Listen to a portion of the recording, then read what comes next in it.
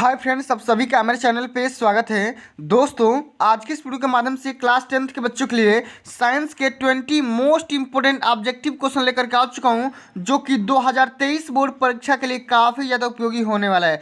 प्यारे साथियों, इस वीडियो के माध्यम से विज्ञान का जो 10वां चैप्टर है, प्रकाश के परावर्तन तथा अपवर्तन, इस चैप्टर से जितने भी टाइप्स के मोस्ट इंपोर्टेंट क्वेश्चन बन सकते हैं उन सभी प्रश्नों को इस वीडियो के माध्यम से कवर करेंगे। और अब की बार 2023 के बोर्ड के पेपर में आप सभी से सभी विषयों में 20-20 एमसीक्यू आएंगे, 20-20 बहुविकल्पी प्रश्न आएंगे जिनको ओएमआर पे हल करना है, ठीक ना। तो आज का जो हमारा वीडियो होने वाला है सबसे ज़्यादा मोस्ट इंपोर्टेंट वीडियो होने वाला है। वीडियो को ध्यान से देख लेना, लास्ट तक देख लेना, लाइक कर देना, शेयर कर देना। चैनल पे पहली बार विजिट कर रहे हो प्यारे साथियों, तो चैनल को सब्सक्राइब करके साथ में सारे बेल आइकन भी प्रेस जरूर से जरूर कर लेना, ठीक ना। आइए समझते हैं वो कौन कौन से 20 मोस्ट इंपोर्टेंट क्वेश्चन होने वाले हैं जो कि अब की बार 2023 के बोर्ड के पेपर में पक्का पूछे जाएंगे। और प्यारे साथियों, एक बात और मैं आप सभी को बताना चाहता हूं कि अब की बार बोर्ड के पेपर में 90% स्कोर करना चाहते हैं तो आप सभी को वीडियो को शुरू से एंड तक देखना पड़ेगा, तभी आप अच्छे से अच्छे अंक स्कोर कर पाओगे, क्योंकि आपका एक एक नंबर यहाँ पे मोस्ट इंपोर्टेंट होने वाला है और एक एक नंबर आपके खाते में जुड़ने वाला है, ठीक ना। तो इसलिए प्यारे साथियों, आप सभी लोग वीडियो को ध्यान से देखना, सीरियस देखना, और यहाँ पे वीडियो को थोड़ा सा भी कहीं भी स्किप मत करना, ठीक ना। और एक बात और प्यारे साथियों, अगर इस पीडीएफ का लिंक चाहते हैं, ठीक ना, और इस वीडियो का मतलब कि इस वीडियो का पीडीएफ लिंक चाहते हैं तो मेरे को पीडीएफ कमेंट करके बताओ कि सर मेरे को पीडीएफ चाहिए, तो मैं तुरंत इसका पीडीएफ कहाँ से मिलेगा, कैसे मिलेगा, तुरंत मैं आप सभी को प्रोवाइड करा दूंगा, ठीक ना। आइए, सबसे पहला यहाँ पे क्वेश्चन पूछा गया है, अति महत्वपूर्ण क्वेश्चन है और ये बोर्ड के पेपर में कई बार पूछा जा चुका क्वेश्चन कि भाई प्रकाश की किरण गमन करती है। अब बताना है कि सीधी रेखा में गमन करती है, कि टेढ़ी रेखा में गमन करती है, कि एक भी दिशा में गमन करती है, कि इनमें से कोई नहीं। अब देखो, जब भी मैंने प्रकाश वाला चैप्टर बताया था, प्रकाश का परिवर्तन और अपवर्तन, उसमें बताया था कि प्रकाश एक प्रकार की ऊर्जा है जो हमारे दृष्टि ज्ञान को क्या करती है, जागृत करती है। और प्रकाश सदैव एक सीधी रेखा में गमन करती है और निर्वात में प्रकाश की चाल 3 × 10⁸ मीटर पर सेकेंड स्क्वायर मीटर पर सेकेंड होती है, ठीक ना। प्रकाश की चाल निर्वात में कितनी होती है, 3 × 10⁸ मीटर पर सेकेंड। तो प्यारे साथियों, इस क्वेश्चन का जो राइट आंसर हो जाएगा वो हो जाएगा ऑप्शन नंबर ए, सीधी रेखा में। जो प्रकाश होता है, लाइट होता है, वो एक स्ट्रेट लाइन में गमन करता है। ऐसा नहीं है कि प्रकाश एक वक्र रेखा में या कभी भी मुड़ सकता है, नहीं। प्रकाश कभी भी जाएगा तो एक सीधी रेखा में गमन करेगा। इसको आप सभी लोग यहाँ पे याद रखना है, ठीक ना। ऑप्शन नंबर यहाँ पे ए सही हो जाएगा। अब प्यारे साथियों, अगला जो हमारा क्वेश्चन है वो ये पूछा गया है कि प्रकाश का वेग न्यूनतम होता है। प्रकाश का वेग न्यूनतम होता है, किस में होता है ये बताना है कि भाई निर्वात में होता है, कि जल में होता है, कि वायु में होता है, कि कांच में होता है। एक बात और देखो, यहाँ पर जितना बात बता रहा हूँ सभी बातों को ध्यान समझना है। सबसे पहले तो बात ये समझो कि प्यारे साथियों, जो भी प्रकाश किसी एक माध्यम से दूसरे माध्यम में जाता है तो सबसे पहले तो उसकी प्रकाश का जो तरंग दैर्घ्य है वो चेंज होता है, उसके बाद उसका यहाँ पे वेग वेलोसिटी भी चेंज हो जाता है। तो सबसे पहले यहाँ पे एक एग्जांपल मैं यहाँ पे लूंगा। जैसे मान लो यहाँ पे मतलब कोई भी मतलब कि विरल माध्यम है, कैसा माध्यम है, विरल माध्यम है, ठीक ना, और ये सघन माध्यम है। तो जब भी प्रकाश विरल माध्यम से सघन माध्यम में आएगा तो उसकी जो वेग है वो क्या हो जाएगी, कम हो जाएगी। क्या हो जाएगी, कम हो जाएगी। क्यों, क्योंकि प्रकाश जो है प्यारे बच्चों हवा में, यानी कहने का सेंस क्या है, जो हवा में है प्रकाश का वेग सबसे ज्यादा होता है और न्यूनतम सबसे कम होता किस में होता है, किसी भी ठोस पदार्थ में। इसीलिए कहने का सेंस क्या है कि विरल में सबसे ज्यादा होगा और सघन में आएगा तो क्या हो जाएगा, सबसे कम हो जाएगा, ठीक ना। तो अगर सघन कहने का सेंस क्या है, यहाँ पे सघन, यहाँ पे समझते हैं कि सघन मतलब क्या होता है। तो निर्वात में तो सबसे ज्यादा होता है, जल भी कुछ यहाँ पे विरल टाइप का है, वायु भी विरल है, लेकिन यहाँ पे कांच कैसा है, कांच इस तीनों में से सघन है। और सघन में मैंने ऑलरेडी आप सभी को बता ही दिया कि भाई सघन में जो प्रकाश का वेग है सबसे कम होगा। क्योंकि उसमें प्रकाश मतलब कि ज्यादा तरीके से मतलब कि फ्लो नहीं हो पाएगा, ठीक ना, जा नहीं पाएगा, इसलिए क्या हो जाता है भाई, उसमें कम हो जाता है, ठीक है। अब चलो अगला जो हमारा क्वेश्चन है प्यारे साथियों वो ये है कि मोटर गाड़ियों के चालक के सामने, ठीक है, मोटर गाड़ियों के चालक के सामने लगा रहता है। बताना है कि समतल दर्पण लगा होता है, कि उत्तल दर्पण लगा होता है, कि अवतल दर्पण लगा होता है, कि उत्तल लेंस लगा होता है। ये बताना है कि देखो एक बात और जब भी आप सभी से अगर गाड़ी के किसी भी व्हीकल के साइड मिरर की बात करेगा तो वहां पे कौन सा दर्पण लगेगा, वहां पे हमेशा उत्तल दर्पण लगेगा। कौन सा दर्पण? उत्तल दर्पण। यहाँ पे ऑप्शन नंबर 20 सही हो जाएगा। क्यों? क्योंकि उत्तल दर्पण बहुत से बड़ी वस्तुओं का छोटा प्रतिबिंब दिखाता है। इसको यहाँ पे ध्यान रखना है। लेकिन अगर दोस्तों एक बात और, लेकिन अगर आप सभी से बोल देगा कि भाई हम उत्तल दर्पण का इस्तेमाल कहाँ कहाँ करते हैं, तो किसी भी बड़ी वस्तुओं का छोटा प्रतिबिंब देखने के लिए हम उत्तल दर्पण का इस्तेमाल करते हैं, और छोटी वस्तुओं का बड़ा प्रतिबिंब देखने के लिए हम किसका इस्तेमाल करते हैं? अवतल दर्पण का इस्तेमाल करते हैं। इसको ध्यान में रखना है। तो कोई भी डॉक्टर नाक कान या मतलब किसी भी चीज़ का इलाज करने के लिए डॉक्टर अवतल दर्पण का इस्तेमाल करते हैं। और गाड़ियों में हम गाड़ियों के मतलब कि बैक लाइट में मतलब कि कनेक्शन क्या है, यहाँ पे साइड मिरर में उत्तल दर्पण का इस्तेमाल करते हैं। एक क्वेश्चन और कि अगर आपसे बोल देगा कि किसी भी मतलब कि गाड़ी के हेडलाइट में कौन सा दर्पण इस्तेमाल होता है, उसको अभी मैं अगले क्वेश्चन के माध्यम से बताने वाला हूँ, ठीक ना। इसको यहाँ पे देख लो।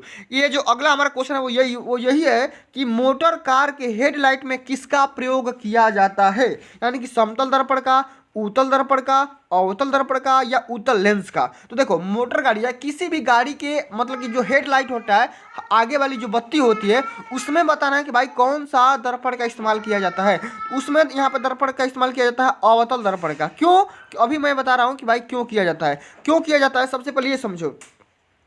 क्योंकि अवतल दर्पण का इस्तेमाल करने से जो भी हमारी प्रकाश की जो मतलब लाइट से जो रेस निकलती है, वो ये कोशिश की जाती है कि जो हमारा लाइट है, लाइट की जो रेज है वो पूरे सड़क पे मतलब प्रकाशित हो, मतलब कि फैलने। और फैलाने का मतलब किसी भी छोटी वस्तुओं का बड़ा प्रतिबिंब दिखाने के लिए क्या होता है, हम किसका इस्तेमाल करते हैं?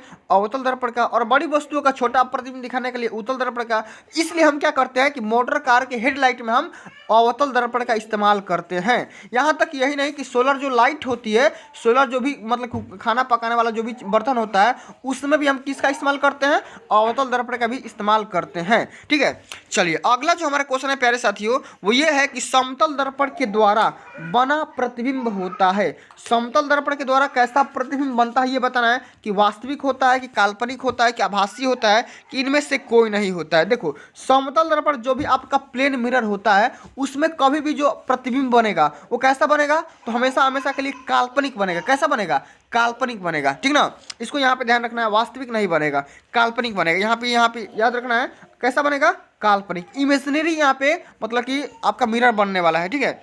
चलो अगला क्वेश्चन प्यारे साथियों ये है कि लेंस की क्षमता का एसआई मात्रक होता है। बताना है कि भाई लेंस के जो क्षमता होता है यानी कि पावर होता है, उसका मतलब कि एसआई यूनिट क्या होता है, यूनिट पूछ रहा है। तो जब भी आपसे बोलेगा कि लेंस के एसआई मात्रक क्या होता है, तो वो होता है डायोप्टर। यहाँ पे डायोप्टर लिखा है लेकिन वो होता है डायोप्टर। और इस डायोप्टर को हम कैपिटल डी से डिनोट करते हैं। किससे डिनोट करते हैं? कैपिटल डी से। तो देखो कोई भी अगर व्यक्ति का मतलब कि दूरदृष्टि दोष या निकट दृष्टि दोष या जरा दृष्टि दोष होता है, तो इसी डायोप्टर का इस्तेमाल करके लेंस की क्षमता का हम इसी के आधार पर हम क्या करते हैं? चश्मा का हम प्रोवाइड कराते हैं, ठीक ना। इसे कैपिटल डी से डिनोट करते हैं। अगला क्वेश्चन प्यारे साथियों ये है कि प्रकाश की किरणों का पथ दर्शाने वाले चित्रों को कहा जाता है। मतलब कि प्रकाश की जो किरणें है, रेज है, उसका जो पथ है, मतलब पथ कैसा है, क्या कब है, मतलब कब है, किस कंडीशन पे है, इसका जो पथ है दर्शाने वाले चित्र को हम क्या बोलते हैं? तो इसके जो पथ को दर्शाने वाला चित्र को हम क्या बोलेंगे भाई? किरण आरेख बोलेंगे कि फोकस बोलेंगे, किरण पुंज बोलेंगे कि इनमें से सभी बोलेंगे? तो किरणों का पथ दर्शाने वाले चित्र को हम क्या बोलेंगे? किरण आरेख बोलते हैं। क्या बोलते हैं? किरण आरेख बोलते हैं। लेकिन एक बात और यहाँ पे यह है कि जब भी प्रकाश की सभी किरणें किसी एक बिंदु पर आकर के मिले या मिलती हुई प्रतीत हो, तो उसको हम क्या बोलेंगे? उसको हम बोलेंगे प्रकाश किरण पुंज बोलेंगे। क्या बोलेंगे? प्रकाश किरण पुंज बोलेंगे। क्या बोलेंगे? इसको हम प्रकाश किरण पुंज बोलेंगे। लेकिन अगर यही बात बोल रहा है कि प्रकाश की किरणों का पथ दर्शाने वाले चित्र को क्या बोलेंगे? तो किरण आरेख बोलेंगे। ऑप्शन नंबर यहाँ पे ए सही हो जाएगा, ठीक है। अगला क्वेश्चन प्यारे साथियों ये पूछा गया है कि दो डायोप्टर क्षमता वाले लेंस का पक्षांतर होता है। ये बताना है कि भाई सबसे पहले तो यहाँ पे आपका यहाँ पे पावर दे दिया है, पावर यानी कि पी का मान दे दिया है भाई, पी का मान दे दिया है यहाँ पे 2 डायोप्टर। यहाँ पे आप सभी से फोकस का मान बोल रहा है कि भाई फोकस की वैल्यू कितनी होगी। तो प्यारे साथियों एक बहुत ही गहरा रिलेशन होता है पी और एफ में कि पी बराबर होता है 1/f, और एफ का मान जो होता है हमेशा मीटर में होना चाहिए। अगर नहीं होगा तो मीटर में से चेंज कर लेंगे, ठीक है। यहाँ पे सेंटीमीटर अगर दिया रहेगा तो हम 100 से गुणा भी कर लेंगे, ठीक है। इसको ध्यान में रखना है। अब P का मान यहाँ पे 2 दिया है तो 2, ठीक है। अब 2 यहाँ से अगर F यहाँ पे जाएगा और P यहाँ पे आएगा तो मतलब कि क्या हो जाएगा, 100/2 हो जाएगा। यहाँ से क्या निकल के आ जाएगा, 50। और 50 यहाँ पे क्या हो जाएगा, मीटर को सेंटीमीटर में बदले हो तो 50 यहाँ पे सेंटीमीटर निकल के आ जाएगा। ठीक है, ऑप्शन नंबर यहाँ पे डी करेक्ट हो जाएगा प्यारे साथियों। ठीक है, समझ गए। तो एक बात और, अगर वीडियो अच्छी लग रही हो, हेल्पफुल लग रही हो, तो वीडियो को लाइक कर देना, शेयर कर देना, और चैनल को प्लीज़ सब्सक्राइब करना, क्योंकि बहुत से बच्चे ऐसे होते हैं जो खाली वीडियो को देखते हैं, चैनल को सब्सक्राइब नहीं करते हैं, ना वीडियो को लाइक करते हैं। ठीक है, चलो अगला क्वेश्चन यहाँ पे पूछा गया है प्यारे साथियों कि किसी उत्तल लेंस का फोकसांतर 50 सेंटीमीटर है तो उसकी क्षमता बताइए। अब यहाँ पे सेम टू सेम उसी सवाल को बदल करके यहाँ पे पूछा गया है। यहाँ पे फोकस दूरी का मान पूछ दिया गया है कि P बराबर क्या होता है, 1/f, और यहाँ पे f का मान कितना है, 50 सेंटीमीटर। यहाँ पे 50 रख लो और यहाँ पे क्या कर दो, अगर हम 100 से गुणा कर देंगे मीटर में है तो क्या निकल के आ जाएगा, 2। यहाँ पे क्या निकल के आ जाएगा, 2 डायोप्टर। और चूंकि यहाँ पे फोकस का मान क्या है, पॉजिटिव है, तो 2 का मान भी क्या हो जाएगा, पॉजिटिव आएगा। इसलिए यहाँ पे क्या हो जाएगा, हमारा 2 डायोप्टर पावर का मान निकल के आ जाएगा। क्षमता का मान कितना हो जाएगा, 2 डायोप्टर।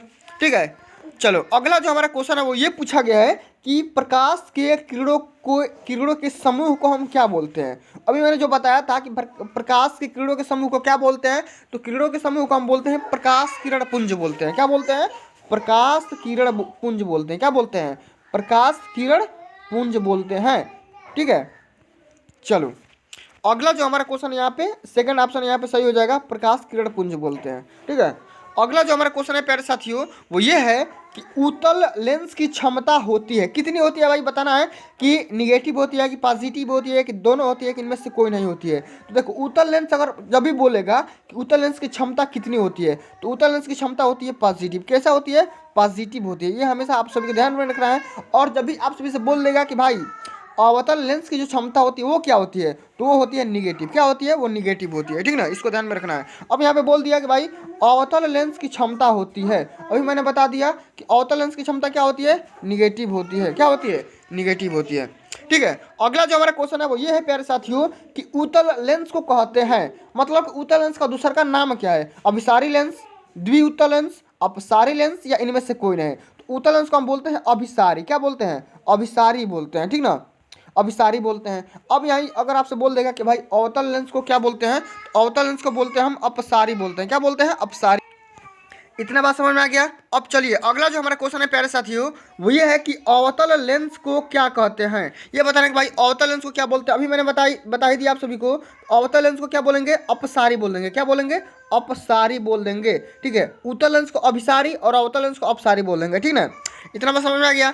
चलो अगला जो हमारा क्वेश्चन है प्यारे साथियों वो ये है कि निम्न में से कौन सा पदार्थ लेंस बनाने के लिए प्रयुक्त नहीं किया जा सकता है। बताना है कि इसमें से कौन सा ऐसा पदार्थ है जिसका हम लेंस बनाने के लिए यूज में नहीं ला सकते हैं। जल लाते हैं, कांच भी लाते हैं, प्लास्टिक भी लाते हैं, लेकिन मिट्टी का इस्तेमाल नहीं करते हैं। ठीक है, मिट्टी का इस्तेमाल हम लेंस बनाने के लिए नहीं करते हैं। ठीक है, इसको ध्यान में रखना है। ठीक है, चलो जो अगला हमारा क्वेश्चन है प्यारे साथियों वो ये है कि किस दर्पण से हमेशा वस्तु से छोटा प्रतिबिंब प्राप्त होता है। ये बताना है कि भाई कौन सा ऐसा दर्पण है जो हमेशा वस्तु से छोटा है उसका इमेज बनता है। समतल दर्पण, उत्तल दर्पण, अवतल दर्पण, इनमें से कोई नहीं। तो कौन सा ऐसा प्रतिबिंब है भाई, बताना है कौन सा दर्पण है, वो है उत्तल दर्पण। कौन सा है, उत्तल दर्पण। कौन सा दर्पण है, उत्तल दर्पण। और अवतल दर्पण में हमेशा वस्तु से बड़ा प्रतिबिंब बनता है।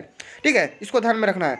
अगला जो हमारा क्वेश्चन है प्यारे साथियों वो ये है कि किस दर्पण से वस्तु का बड़ा प्रतिबिंब बनता है। और बड़ा प्रतिबिंब बनाने के लिए क्या करते हैं, हम अवतल दर्पण का इस्तेमाल करते हैं। ठीक है, दाढ़ी बनाने के लिए, मतलब कि नाक कान का इलाज करने के लिए भी हम किसका इस्तेमाल करते हैं, अवतल दर्पण का इस्तेमाल करते हैं। ठीक है, अगला जो हमारा क्वेश्चन है वो ये है प्यारे साथियों कि प्रकाश के परिवर्तन के कितने नियम होते हैं। प्रकाश के परिवर्तन के 2 नियम होते हैं, कई बार बता चुका हूँ। सबसे पहला तो आपतन कोण और परिवर्तन कोण, I बराबर R हमेशा होता है। और आपतित किरण, परावर्तित किरण और अविलंब तीनों एक ही तल में होते हैं। ये 2 नियम होते हैं प्रकाश के परिवर्तन के। ठीक ना, तो दोनों नियमों को याद रखना है और कितने नियम होते हैं बता देना है। ठीक है, चलो अगला जो हमारा क्वेश्चन है प्यारे साथियों वो ये है कि जब प्रकाश की किरण हवा से कांच में प्रवेश करती है तो मुड़ जाती है, मतलब अविलंब से दूर हो जाती है, अविलंब से निकट हो जाती है, कि अविलंब के समानांतर हो जाती है, कि चौथा हमारा जो ऑप्शन है कि इनमें से कोई नहीं। जो चौथा हमारा ऑप्शन है वो क्या होती है, इनमें से कोई नहीं। तो क्या हो जाती है, यहाँ पे देखो जो हमारा क्वेश्चन है क्या बोला जा रहा है कि जब प्रकाश की किरण हवा से कांच में प्रवेश करती है। अब यहाँ पे देखो हवा यहाँ पे क्या हो जाएगा, विरल माध्यम हो जाएगा।